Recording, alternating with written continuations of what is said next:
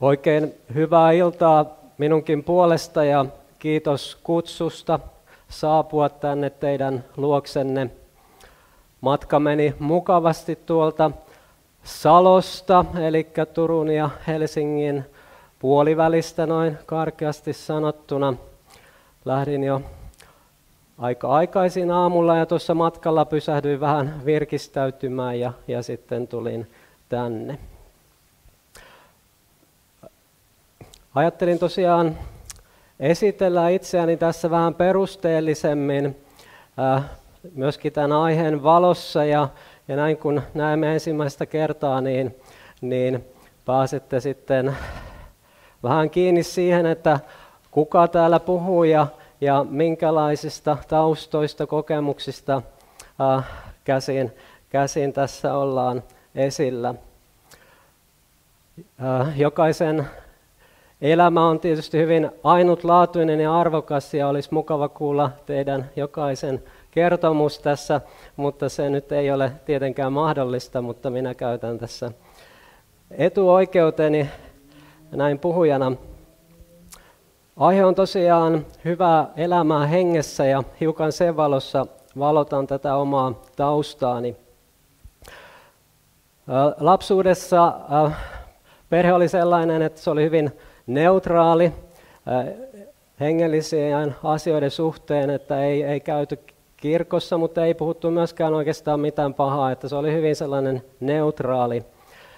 Siitä huolimatta itsellä oli oikein vahva ja selkeä lapsen usko, tiesin, että Jumala on ja jollakin tavalla osasin jotain rukoillakin ja Jumala vaikutti monella tavalla ja oli sellaista lapsen herkkyyttä sydämessä ja mielessä. Sitten tuli rippikouluaika ja näin jälkikäteen arvioituna rippikoulu oli kyllä valitettavan huono. Sitä typistettiin ajallisesti paljon ja oikeastaan puhuttiin paljon muista asioista kuin näistä hengellisistä asioista. Että se oli aika heikko suoritus seurakunnalta sillä kertaa. Mutta siitä huolimatta, kun olin sitten Jumalan palveluksessa, kun pitää kerätä näitä merkintöjä, niin Jumala kosketti minua tosi voimakkaasti yhtenä Jumalan palveluksena, kun istuin siellä penkissä ja täytyin sellaiselta valtavalla riemulla ja en yhtään ymmärtänyt, mistä oli kysymys. Ja kun Jumalan palvelus päättyi, niin olin täynnä semmoista ihmeellistä riemua ja semmoinen 15-vuotias poika ajoi polkupyörällä kotiin ja menin parvekkeelle melkein niin kuin piti hyppiä ja oli semmoinen ihmeellinen ilo. Enkä kyllä tiennyt, että Jumala kosketti silloin, mutta näin jälkikäteen olen ymmärtänyt, että vaikka rippikoulu oli huono, niin Jumala silti tekee työtään kaiken keskellä. Sitten siinä jatkoin opiskelua ja seurustelin ja oikeastaan Jumala siinä puhutteli, mutta hyvin tietoisesti päätin, että en vielä halua kulkea Jumalan matkassa, että maailmassa on paljon asioita, joita haluan kokea ja hyvin selkeästi päätin, että en tarvitse Jumalaa elämässäni ja Jumala kunnioitti sitä päätöstä ja hän antoi minulle sen tilan, minkä halusin ja jossakin vaiheessa sitten olin tilanteessa, että en enää edes tiennyt, onko mitään Jumalaa olemassa. Et näin Raamatun valossa voidaan sanoa, että olin hengellisesti kuollut. Minulla ei ollut enää pyhää henkeä sydämessä. En yhtään tiennyt, onko Jumala olemassa. Oikeastaan sekin on kyllä sikäli hyvä kokemus, että sen on kokenut ja tietää, minkälaista elämä on silloin, kun ei usko Jumalaan eikä turvaudu häneen. Koska sellaisia ihmisiä on paljon ja voi jollakin tavalla asettua heidän asemaansa ja ehkä puhua tavalla, kertoa tavalla, jonka he voi jollakin tavalla ymmärtää. Näin meni 10 vuotta ja sitten Jumalan armossaan tuli voimakkaasti lähelle ja en käynyt missään tilaisuuksissa, en lukenut Raamattua, mutta Jumala kotona ilmestyi minulle hyvin voimakkaasti muistan sen tilanteen, kävelin makuuhuoneesta kohti eteistä ja pysähdyin ikään kuin seinään ja ymmärsin, että olen Jumalan edessä. Ja siitä alkaen niin taas tiesi, että Jumala on varmasti olemassa. Mutta samalla myös ymmärsin, että minun ja Jumalan välissä on sellainen selittämätön iso kuilu, minkä ylitse en päässyt. Ja ymmärsin, että vaikka Jumala on, minulla ei ole yhteyttä häneen. Ja sitten taas Jumala ehkä vähän vetäytyi ja antoi minun pohtia näitä asioita, käydä sellaista kyselyä, punnintaa, haluanko elää elämäni Jumalan kanssa.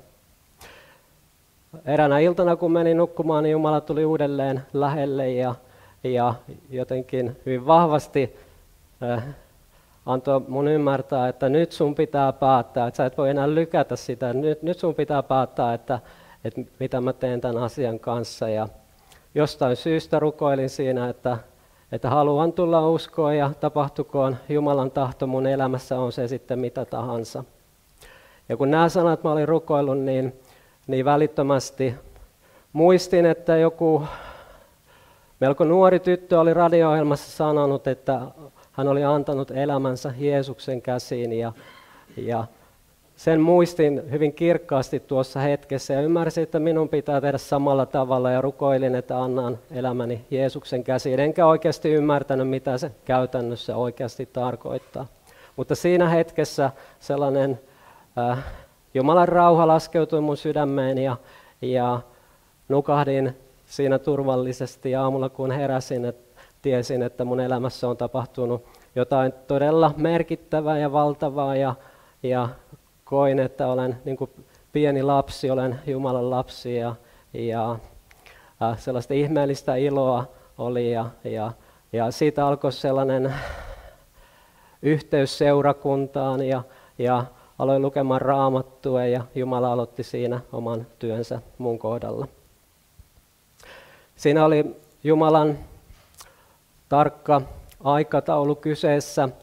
Tästä kokemuksesta 3 kuukauden päästä avioiduin. Olin jo seurustellut useamman vuotta ja vietimme isoja hienoja häitä, mutta siitä jo noin kuukauden kuluttua puolisolla todettiin vakava sairaus. Hänellä oli syöpä ja hän sairasti 2,5 vuotta ja sitten hän menehtyi siihen sairauteen. Eli tässä oli tällainen Jumalan käden ojennus. Hän tiesi, että meidän elämään oli tulossa todella raskaat, vaikeat ajat ja hän ei halunnut, että me kuljemme sen tien yksin, vaan hän halusi olla siinä lähellä kantamassa, viemässä perille taivaan kirkkauteen ja lohduttamassa meitä, jotka sitten vielä jäimme tänne matkaa tekemään täällä ajassa.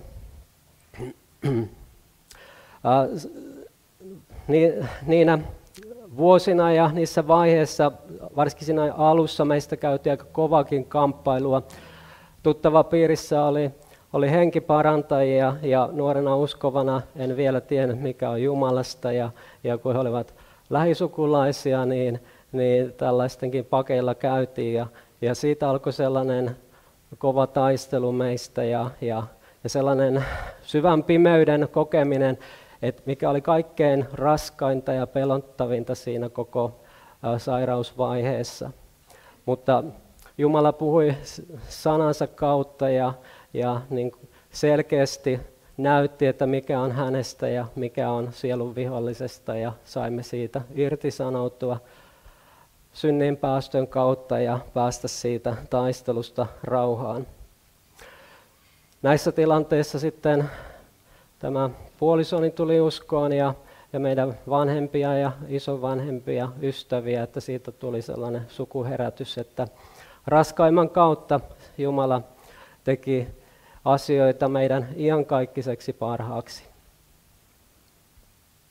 Ja tosiaan, kun hän sitten menehtyi 29-vuotiaana, reilu 20 vuotta sitten, niin yhtään hetkeä en kokenut, että olin yksin. Kun ensimmäistä kertaa hän oli menehtynyt ja olin sairaalassa ja tulin kotiin, niin ajattelin, että miltä tuntuu mennä kotiin, mutta hämmästyin oikein sitä, kun siinä oli niin vahva sellainen Jumalan läsnäolo ja tiesin, että en ole yksin enkä kokenut sellaista syvää yksinäisyyttä missään vaiheessa. Ja toki oli sitten paljon rakkaita veljiä ja sisaria ja ystäviä, jotka olivat myöskin lähellä ja sain paljon halauksia ja sillä tavallakin Jumala lohdutti. Ja Jumala myös mitoitti sen surutyön juuri minulle sopivaksi. Toki siihen oli jo valmistautunut näin sairausvuosien aikana, mutta sitten myöskin se surutyö oli juuri minulle räätälöity ja vaikka tietysti itkin paljon, niin se oli hyvin sellaista hoitavaa, sellaista parantavaa itkua. Ja se oli, siinä sai olla Jumalan hoidossa. Että me saamme kulkea elämänmatkaa yhdessä Jumalan kanssa, niin se ei vapauta meistä tämän elämän realiteeteista. Joudumme niitä kohtaamaan siinä missä toisetkin, mutta emme ole enää yksin, vaan Jumala on meidän kanssa ja sitten meillä on usein tällainen mahtava Jumalan perheväki vielä kaiken lisäksi siinä tukena. Näinä ensimmäisinä vuosina olin mukana sana- ja rukouksen illoissa. Turussa on ollut tällainen, tai edelleenkin toimii ilpoisten piiri, joka on sellainen vahvan karismaattinen, ja siellä 10 vuotta kävin joka tiistai-ilta, ja en siihen ydinjoukkoon koskaan kuulunut, mutta paljon oli sellaisia hyviä asioita, mitä siellä sai kokea, mutta sitten samalla sai myös nähdä asioita, jotka ei ollut kovinkaan tervettä ja hyviä, mutta tietenkään mitään täydellistä seurakuntaa eikä yhteisöä ole missään, mutta tästä aiheesta kun tässä hiljalleen tässä puhun enemmän, niin haluan vain taustoittaa sitä, että olen kokenut ja nähnyt asioita paljon ja puhun myös kokemuksesta. Tuohon aikaan olin myöskin hyvin yhteiskristillinen ja edelleen minulla on hyvät yhteydet kyllä vapaiden suuntien veliin ja sisariin ja sekin on heidän tapansa kokoontua yhteen on minulle tuttua. Kuitenkin sitten olen opiskellut myös ja ollut yhteyksissä Suomen Raamattuopistoon ja me tiedetään, että he on aika kriittisiäkin karismaattisuuteen ja tavallaan jos mä olin vähän kallellaan toiseen suuntaan, niin siellä sitten taas sitä balanssia käännettiin toiseen suuntaan ja toivon, että ehkä että kulkisin sellaista aika tervettä keskitietä näissä kysymyksissä, että on hyvä, että on saanut kokea ja nähdä niin kuin monesta suunnasta asioita.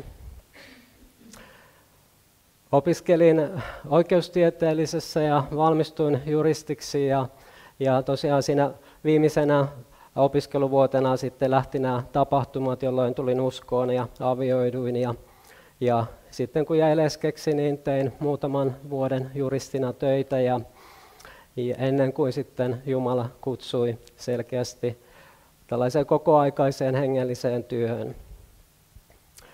3 vuoden leskeyden jälkeen tutustuin Mirja-Riittaan, joka on vaimoni, avioidumme vuonna 2000 ja meille on syntynyt 4 poikaa, jotka ovat nyt kouluiässä ja sillä tavalla elämä on kulkenut sitten eteenpäin.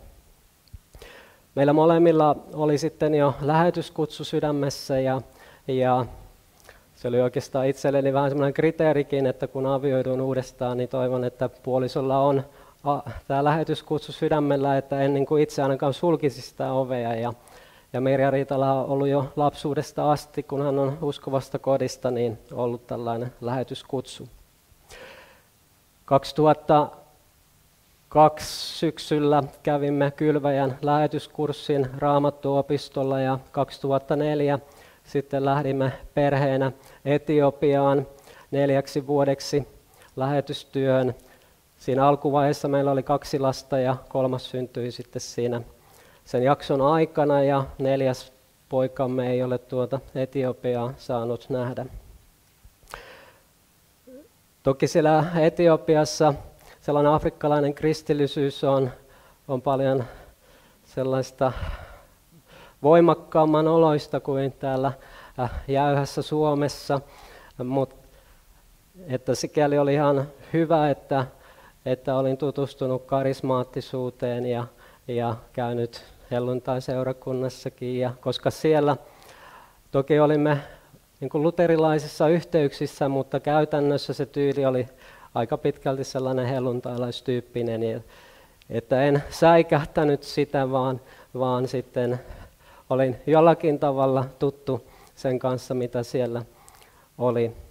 Kuitenkin etiopialainen kristillisyys, se ei ole sellaista tavallista afrikkalaista iloista, semmoista moniäänistä laulua esimerkiksi, vaan siinä on semmoista Lähi-idän vaikutetta, ja se on hyvinkin sellaista, ehkä vaan suomalaisittakin, siinä on aika semmoista vakaata ja totista, mutta samalla hirveän voimakasta. Et jotenkin en koskaan päässyt siihen täysin sisälle, että koin sellaista vierautta siinä.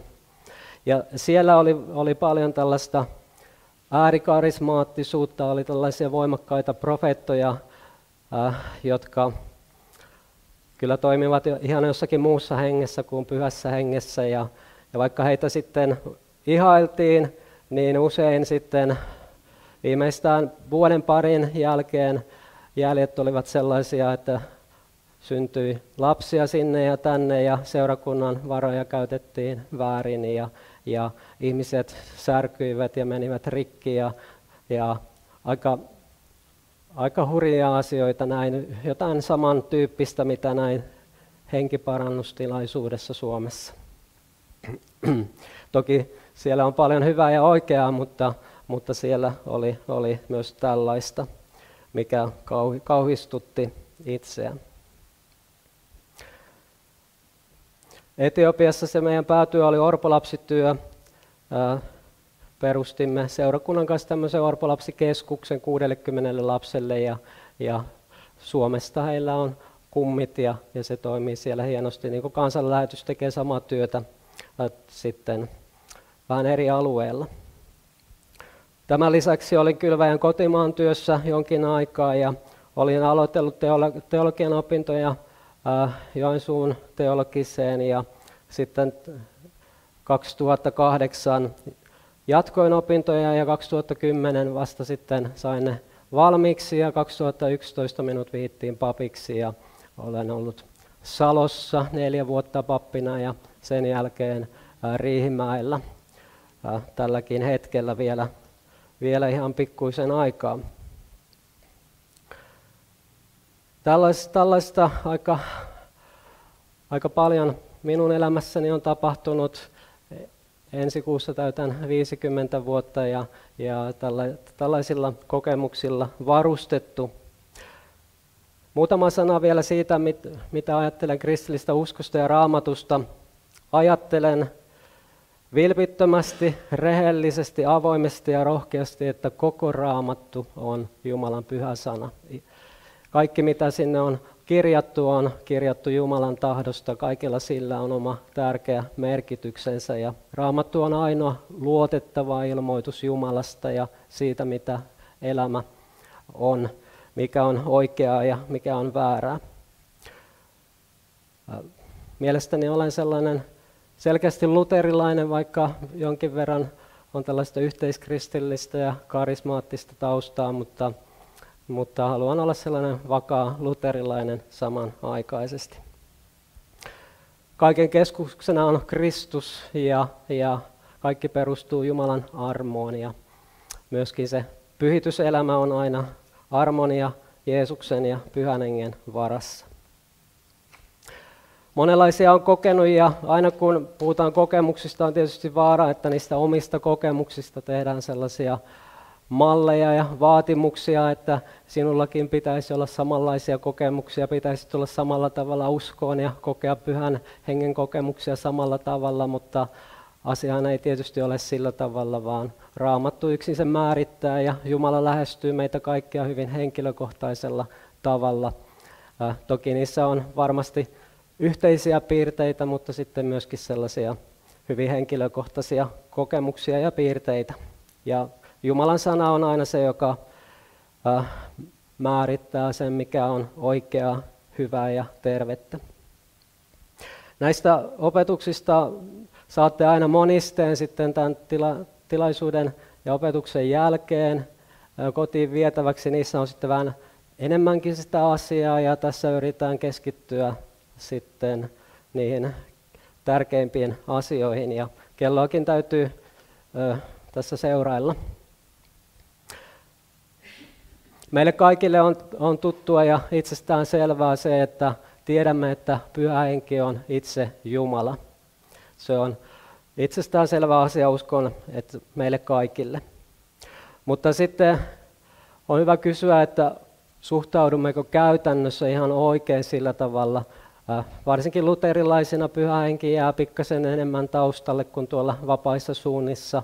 Mikä on se oikea painotus, niin sitä voidaan kysyä ja miettiä, mutta kristillisyyden piirissä, kun katsotaan laidasta laitaan, niin on monenlaisia käsityksiä Pyhästä Hengestä, ainakin sitten käytännöllisellä tasolla, että jotkut saattavat kovin helposti suhtautua Pyhän Henkeen niin, että hän on jonkinlainen voima, jota voi hallita, kun osaa oikeat rukoukset ja sanat ja oikeanlaiset käsimerkit, miten kuuluu siunata ja kun ne oikein osaa, niin silloin saa sitten Pyhän Hengen voiman tulemaan ja toimimaan sillä tavoin, kuin me itse tahdomme. Ja näin helposti me käytännössä saatamme tai jotkut alentavat Pyhän Hengen tällaiseksi pelkäksi voimaksi. Toki tiedämme myös sen, että Jehovan todistajille Pyhä Henki on nimenomaan pelkästään voimaa, niin kuin sähkövirta esimerkiksi, että heille Pyhä Henki ei ole lainkaan Jumala, niin kuin Jeesuskaan ei ole heille Jumala, vaan arkkienkeli Mikael, joka on tullut ihmisen muotoon.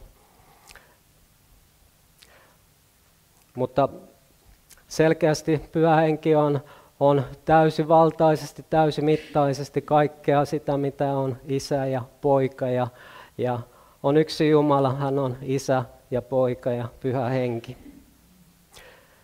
Ja näin se, että hän on henki, niin kuvastaa vahvasti sitä, että Jumalan olemus on nimenomaan se, että hän on henki. Näin inhimillisesti ihmiset pohtivat usein ja ajattelevat, että kun esimerkiksi ihminen kuolee, niin siihen se kaikki elämä loppuu, että se elämän perusta on ikään kuin siinä materiassa, fyysisessä olemuksessa. Mutta elämähän kumpuaa Jumalasta, joka on henki, ja siltä pohjalta voimme ymmärtää, kun Jumala on antanut meille jokaiselle iankaikkisen sielun ja hengen, niin me ollaan iankaikkisuusolentoja, ja se elämä ei pääty siihen, kun ruumiimme kuolee, vaan se jatkuu sitten ajan rajan toisella puolella, ja toki sitten myös tulee tuo ruumiillisen ylösnousemuksenkin ihme. Raamatussa Pyhällä Hengellä on monta eri nimeä, jotka kuvastavat sitä, minkälainen hän on, mitkä ovat hänen tärkeimmät, keskeisimmät tehtävät. Ja niitä nimityksiä ja nimiä on monta, ja jokaista voisi käsitellä aika pitkäänkin, mutta tässä nyt ihan luettelen. Kenties ne 3 yleisintä nimeä on, että häntä kutsutaan hengeksi, Jumalan hengeksi ja pyhäksi hengeksi. Sitten siellä Raamatun sivuilla tulee vastaan myös nimitykset Herran henki, Kristuksen henki, Isän henki, elämän henki, iankaikkinen henki, toinen puolustaja, viisauden ja ymmärryksen henki, neuvon ja voiman henki, totuuden henki, pyhyyden henki, rakkauden, rohkeuden, lapseuden, uskon henki, armon ja rukouksen henki ja tuomion ja puhdistuksen henki. Eli näin paljon erilaisia nimiä löydämme, joista kukin kertoo hänestä jotakin tärkeää. Niihin emme nyt ehdi pysähtymään. Yhden Raamatun kohdan luen, se on Johanneksen evankeliumista luvusta 14. Minä rukoilen Isää, ja hän antaa teille toisen puolustajan olemaan teidän kanssanne iankaikkisesti, totuuden hengen, jota maailma ei voi ottaa vastaan, sillä se ei näe eikä tunne häntä, mutta te tunnette hänet, sillä hän pysyy teidän luonanne ja on teissä. Näin läheisen yhteyden Jumala haluaa solmia jokaisen ihmisen kanssa. Hän on teidän luonanne ja jopa teissä. Pyhä Henki on selkeästi myös persoona, niin kuin Jumala on persoona. Ja niin ikään tuossa vääristyneessä uskonnollisuudessa, niin kuin jo tuossa hiukan aiemmin viittasin, niin Pyhä Henki helposti alennetaan tällaiseksi voimaksi, jota voidaan manipuloida ja käyttää niin kuin ihminen haluaa. Ja tällainen käsitys Jumalasta ja jumaluudesta, että hän on persoonaton, niin sehän on tyypillistä itämaisille uskonnoille, joista se on sitten rantautunut Suomeen joko sellaisenaan tai sitten hyvin usein New Agein kautta tai sitten tällaisten itämaisten hoitomuotojen kautta. On kaiken maailman parantajia ja hoitomuotoja, jossa ikään kuin käytetään tällaista jumalallista voimaa, mutta hyvä kysymys on, että mistä siinä oikeasti on kysymys. Ja sitten kristillisyydenkin piiriin nämä asiat tulevat tavalla ja toisella. Sielun viholliselle mikään ei ole pyhää, että hänelle ei riitä se, että hän saa seurakunnan ulkopuolella mellastaa, vaan hän haluaa myöskin valloittaa seurakunnan ja ottaa sen omiin käsiinsä ja tehdä sitä omaa tuhoavaa ja tappavaa työtä myöskin kristillisyyden sisällä.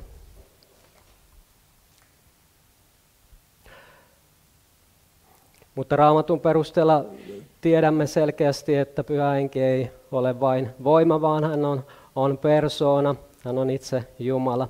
Ja sellaisena häntä tulee kunnioittaa, ei vain sanoin eikä teoriassa, vaan ihan käytännössä. Ja silloin jo, kun me ymmärrämme, että hän on Jumala, hän on persoona, niin se jo pitää meitä paljon oikealla tiellä. Ja tiedämme, että Jumala on rakkaus ja sen myötä Pyhä Henkikin on rakkaus. Ja tällaisena rakkautena hän lähestyy ensisijassa jokaista ihmistä, sinua ja minua.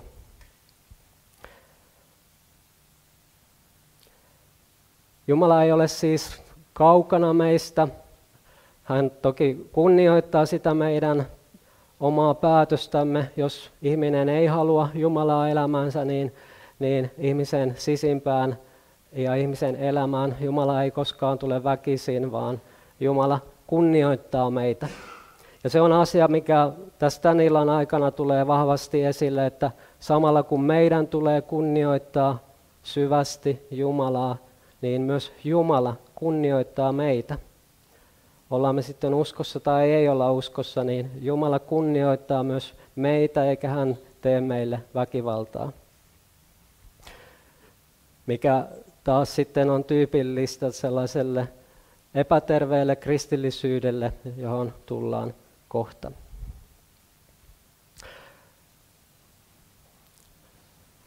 Meitä kristittyjä on sitten moneen junaan ja erilaisia seurakuntia ja kovin mielellään me sitten löydämme tällaisia keskustelun aiheita tai riidan aiheita siitä, että milloin se Pyhä Henki tulee ihmiseen. Jotkut ajattelee, että jo ensi hetkistään ihminen on armon alla.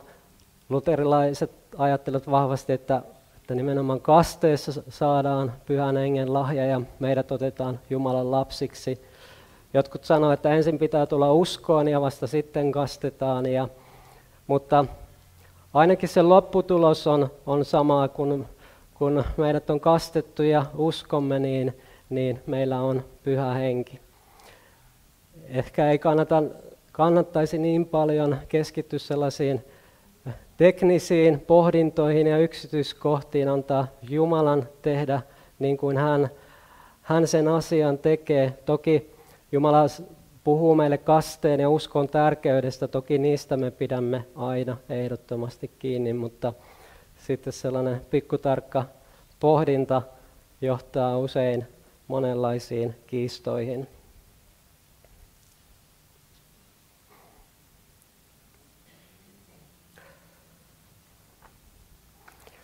Ja meillähän seurakuntana luvattiin Pyhän Hengen lahja jo siellä Joelin profetiassa. Ja sitten joskus myös on tällaista teknillistä pohdintaa siitä, että oliko vanhan liiton tavallisilla uskovilla, oliko heillä Pyhää Henkeä vai oliko se Pyhän Hengen voitelu vain näillä kuninkailla, profeetoilla, kenties papeilla, joilla oli tämmöinen erityinen tehtävä. Ja tämäkin on sellainen aihepiiri, josta en sellaista vahvaa oppia lähtisi rakentamaan. Itse ajattelen, että ilman Pyhää Henkeä, sitä Jumalan läsnäoloa, kukaan ihminen ei voi ymmärtää olevansa syntinen, ei voi etsiä Jumalaa, ei voi tulla hänen omakseen, ei voi elää hänen tahtonsa mukaan armon alla. Ja tätä kautta itse ajattelen, että myös vanhan liiton pyhillä oli jo jonkinlainen Pyhän Hengen peruslahja ja varustus siellä sydämessä, koska ilman Jumalan läsnäoloa on mahdotonta elää Jumalan mielenmukaisesti ja hänen yhteydessään.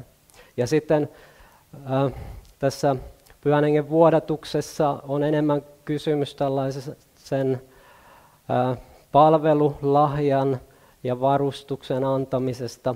Siinä Joelin profetiassakin puhuttiin siitä, että kun Pyhä Henki vuodatetaan, niin silloin teidän tyttärenne ja poikanne profetoivat ja näkevät unia ja ne niin kuin liittyy tällaisiin enemmän tällaiseen julistamiseen ja opettamiseen ja palveluun ja ihmeisiin. Mutta en tästä tee sellaista vahvaa oppia.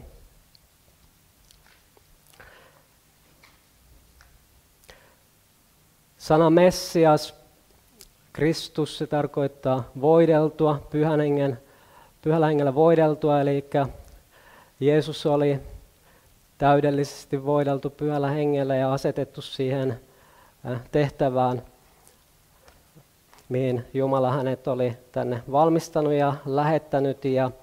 Ja meilläkin on etuoikeus, että meitä kutsutaan kristityiksi. Voisi ajatella, että se sana syvimmiltään tarkoittaa, että kristitty on ihminen, joka on myöskin voideltu Pyhällä Hengellä Kristuksen seuraamiseen ja Jumalan ja ihmisten palvelemiseen. Sanaa kristitty, sitähän käytetään aika pinnallisesti ja heppoisesti, että jos kuuluu kirkkoon tai on kastettu, niin on jo sillä perusteella sitten kristitty, vaikka sydämessään ei uskoisi Jumalaan lainkaan.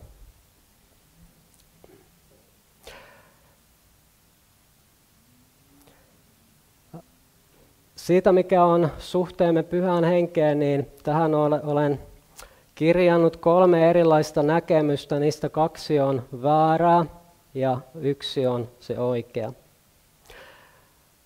Varsinkin Pyhästä Hengestä on liikkeellä monenlaista väärää opetusta, joka myös sitten johtaa sellaiseen vääristyneeseen kristilliseen elämään ja kenties monenlaisiin ahdistuksiin ja särkymisiin, pettymyksiin. Että kysymys ei ole mistään pienestä asiasta, vaan oikeastaan koko elämästä.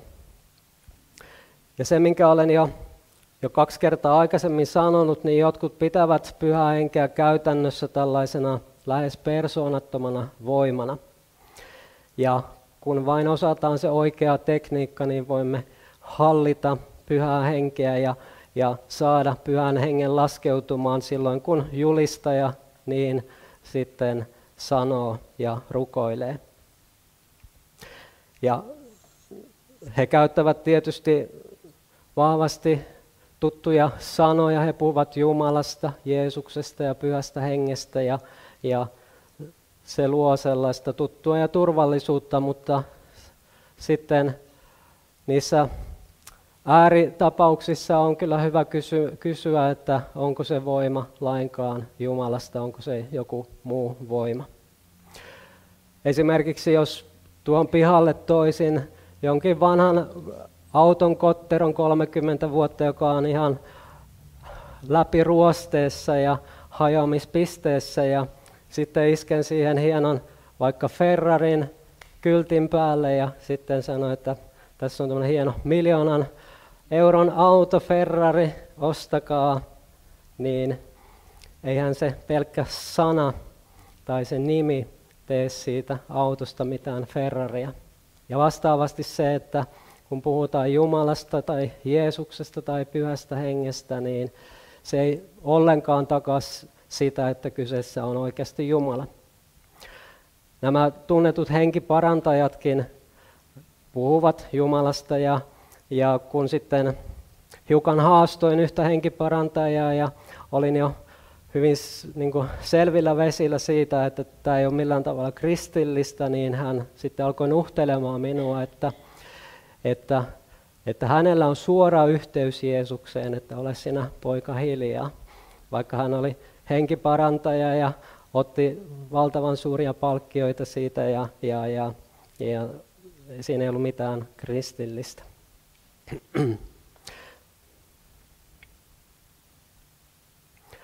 Kuitenkin Jumala ja Pyhä Henki oikeasti kehottaa meitä jokaista sellaiseen terveeseen harkintaan. Kun tapahtuu uusia asioita ja ilmiöitä, niin on tietysti hyvä olla niin kuin hereillä ja vähän ottaa selvää, että mistä on kysymys, mutta kenenkään ei koskaan tarvitse suinpäin rynnätä sokeasti mihinkään mukaan, ikään kuin, että jos en juuri nyt olisi ratsastamassa tällä uudella Pyhän Hengen aallolla, niin jään paitsi suurista siunauksista. Tällä tavalla meidän ei kuulu rynniä, vaan meidän tulee olla aina valveilla ja katso rauhassa, mistä on kysymys, ja punnita sitä ja pitää se, mikä on hyvää, ja se, mikä on epäilyttävää, mistä me ei itse ole varmoja, niin ei Jumala pakota meitä menemään mukaan sellaiseen, mitä me ei koeta omaksemme tai mistä olemme epävarmoja. Niin Jumala iloitsee siitä, että me punnitsemme asioita. Tietysti se toinen äärilaita on se, että olemme että olemme niin tottuneet siihen juuri omanlaiseen kristillisyyteen, että automaattisesti kaikki muu on väärin ja olemme aika kovasydämisiä, että automaattisesti tuomitsemme kaiken muun mahdollisen vääräksi, niin sekään ei tietenkään ole hyvä. Monesti tällaisissa tilaisuuksissa, jossa sitten Pyhää Henkeä käytetään ikään kuin tämmöisenä voimana, niin tämä opetustilanne tai se julistustilanne, niin se on pelkästään vaan valmistelua.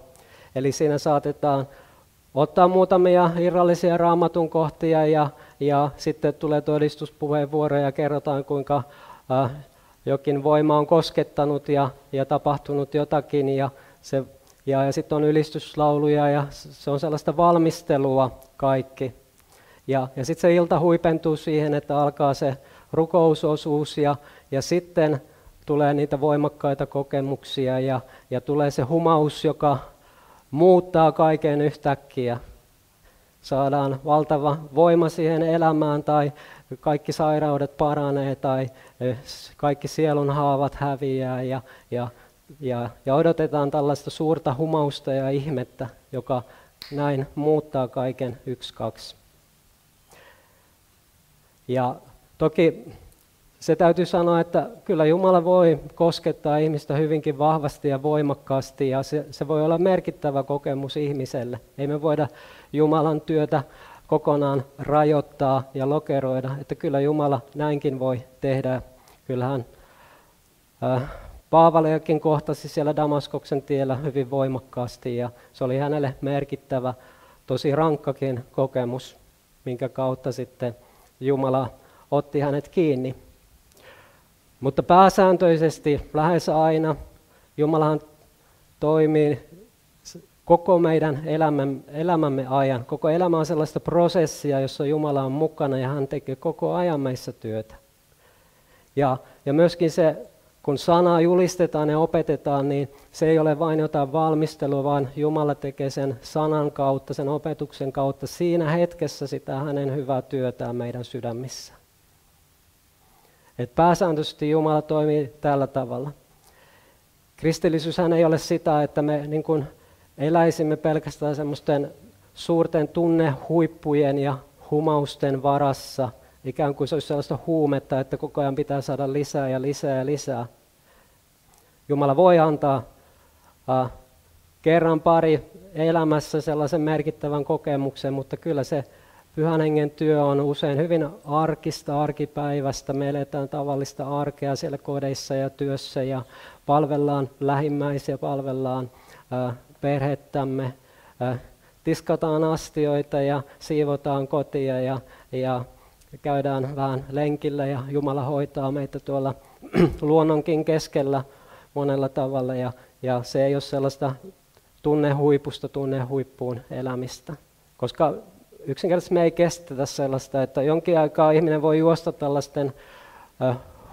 tällaisen huumaavan kokemuksen perässä, mutta se kuluttaa ja rikkoo ihmistä ja lopulta ihminen pettyy syvästi ja se ei kanna pitkälle.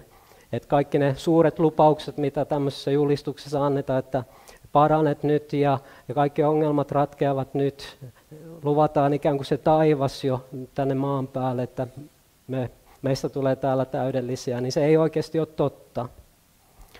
Se taivas on vasta siellä kirkkaudessa ja täällä saamme kokea niitä Jumalan armon ihmeitä, mutta pääasiassa kuljemme tätä arkista kristityn elämää.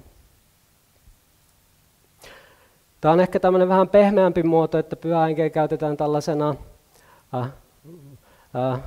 tällaisena usein pehmeänä voimana, joka sitten tulee, mutta sitten on semmoinen hyvin aggressiivisen karismaattisuuden muoto, jota on nähnyt Etiopiassa muun muassa ja Suomessakin, jossa ajatellaan, että Pyhä Henki ei olekaan sellainen pehmeä voima, jota me voidaan kontrolloida, vaan hän on sellainen superpersona, joka tulee hyvin voimakkaasti, jopa aggressiivisesti siinä vaikka rukoushetkessä ihmisen ylle ja ottaa siitä ihmisestä täydellisen kontrollin ja se ihminen reagoi hirveän voimakkaasti.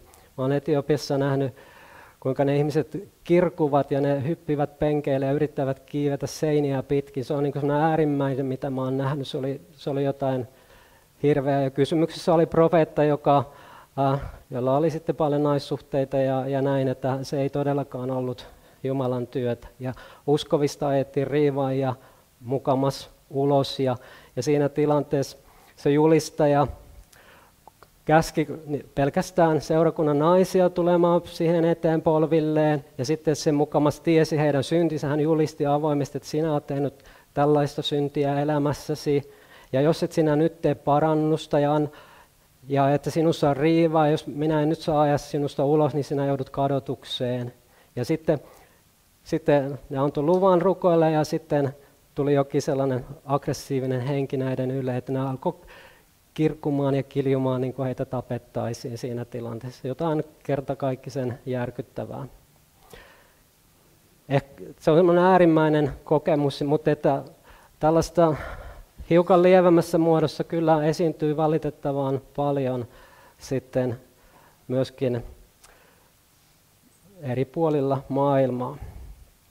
Ja usein sille on tyypillistä se, että ihmiset ovat julistajalle pelkästään välineitä. Hän haluaa korottaa itseään, hän haluaa kerätä itselleen rahaa ja ansioita ja mainetta. Ja oikeasti niillä ihmisillä ei ole mitään arvoa, joita nöyryytetään siinä tilanteessa. Heitä oikeasti rikotaan ja särjetään. Ja se on pahinta hengellistä väkivaltaa, mitä voi olla, että ihmisistä ajetaan riivaajia ulos. Silloin kun mun puolisoni sairastui, niin vaikka oli tällaisia hyvää tarkoittavia ihmisiä, niin siellä joukossa oli joku, joka kun halusi rukoilla hänen puolestaan, hän oli jo uskossa tämä mun puoliso, niin se alkoikin yhtäkkiä ajamaan, että sinussa on tällainen sairauden henki ja sitten alkoi ajamaan, että lähde saatana ulos tästä minun vaimostani. Hän oli siinä tilanteessa jotenkin sanaton ja sitten kun me tultiin kotiin, niin hän putosi lattialle itkemään ja hän pelkäsi sitä, että niin kuin se hänen uskonsa, se nuori usko niin kuin jotenkin särkyi hänestä, että eikä hän olekaan turvassa, eikä hän olekaan niin kuin Jumalan oma, että onko hänessä saatana. Ja tämmöinen nuori uskova on varsinkin on tällaiselle hyvin herkkä, niin kuin, että nyt tietäisin itse, että välittömästi niin kuin laittaisin tilanteen poikki, mutta silloin kun oltiin uskossa nuoria, niin sitä jotenkin vaan hämmentyneenä seuraa.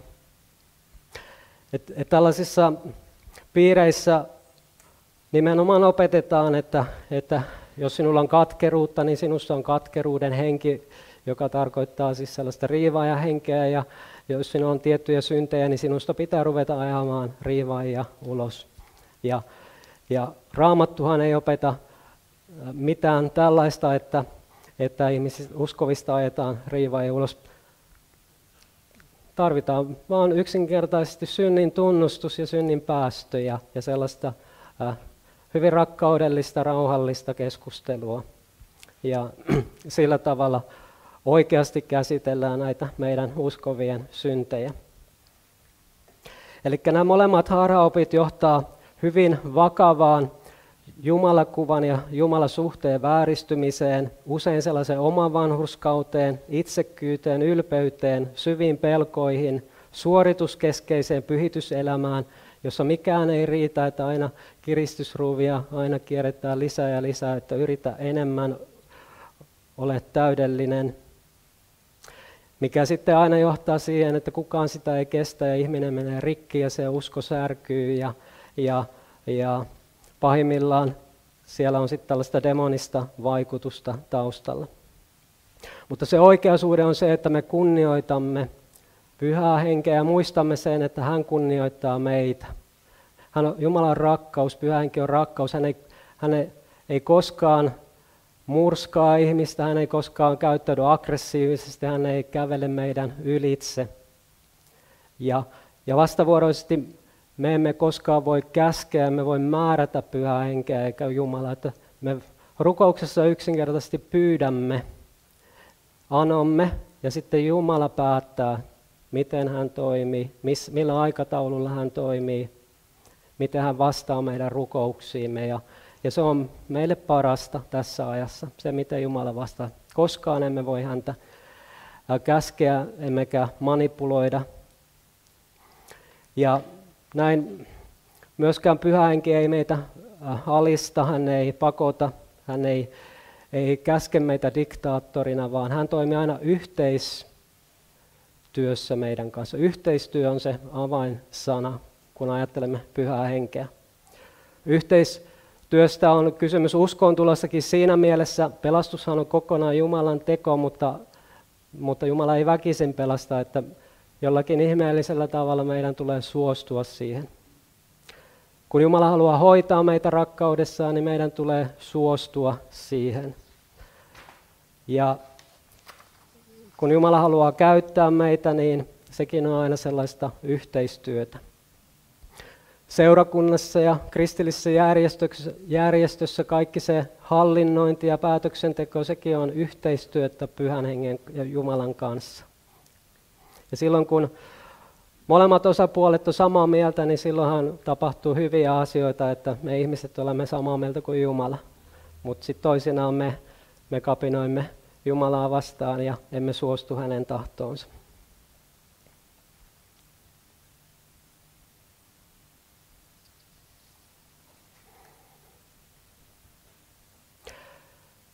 Kun ajattelemme Pyhää Henkeä ja Jumalan työtä, niin toivon, että meillä olisi sellainen hyvin levollinen, turvallinen suhde Jumalaan, että me saamme olla todellakin Jumalan lapsia, joita todellakin Pyhä Henki kuljettaa.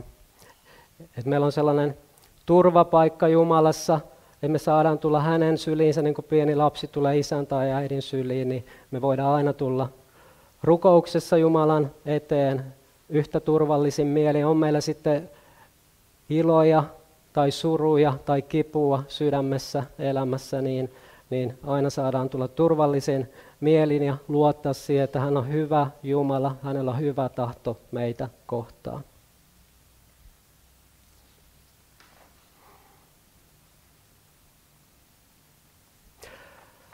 Raamatussa meitä kehotetaan Pyhällä Hengellä täyttymiseen ja Se voi joskus olla voimakas kokemus, usein on hyvin henkilökohtaisia, koetaan aika eri tavallakin niitä kokemuksia, mutta se Raamatun kehoitus, että täyttykää hengellä puhuen keskenään psalmeilla ja kiitosvirsillä ja hengellisillä lauluilla, veisaten ja laulaen sydämessä Herralle, kiittäen aina Jumalaa ja Isää kaikesta meidän Herramme Jeesuksen nimessä, niin se kyllä on sellaista hyvin turvallista, sellaista Jumalan läsnäolossa olemista, jonka välillä saatamme kokea ja tiedostaa, mutta välttämättä sitä emme aina huomaa. Silloin kun itse tuli uskoon, niin silloin alussa mä huomasin selkeän eron siitä, että mitä on elää ilman Jumalaa ja sitten kun Jumala on läsnä. Mutta nyt kun on 25 vuotta taas elänyt siinä todellisuudessa, niin siihen niin tottuu. En mä osaa enää niin kuin sanoa, että nyt tässä on joku ero mihinkään, vaan se on hyvin sellaista arkista ja tavallista ja en pysty määrittelemään selkeästi, että milloin koen Jumalan läsnäoloa, mutta jotenkin se syvin turvallisuus on täällä sydämessä ja Jumalan salattu läsnäolo kantaa täällä. Ja toki on niin, että meidän kokemukset vaihtelee kovasti ja kokemuksetkin on tärkeitä, niillä on se oma merkitys, jota voidaan muistella, mutta tärkeintä on sitten kuitenkin, että tuntui miltä tuntui, niin Jumalan sana on aina voimassa ja kun siellä Jumala vakuuttaa rakkautta ja armoa meitä kohtaan Jeesuksessa, niin se on joka hetki voimassa.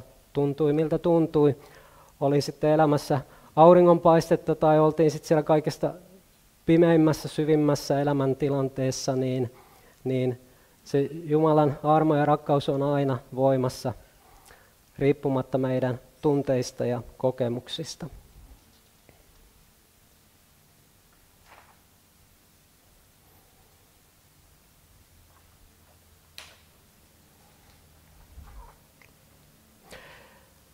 Pyhän Hengen tärkein tehtävä on kirkastaa Kristusta.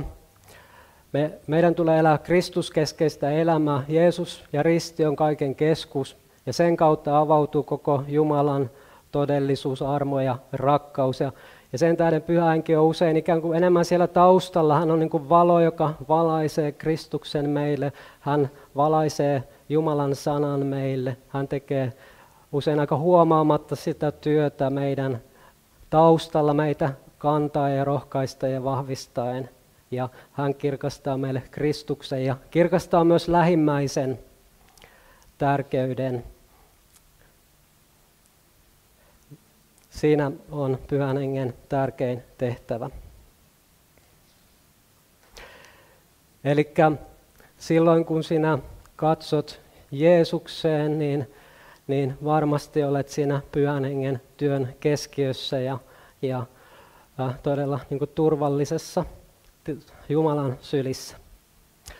Tähän päätän tämän osuuden ja jatkamme sitten ruumiin ravinnon merkeissä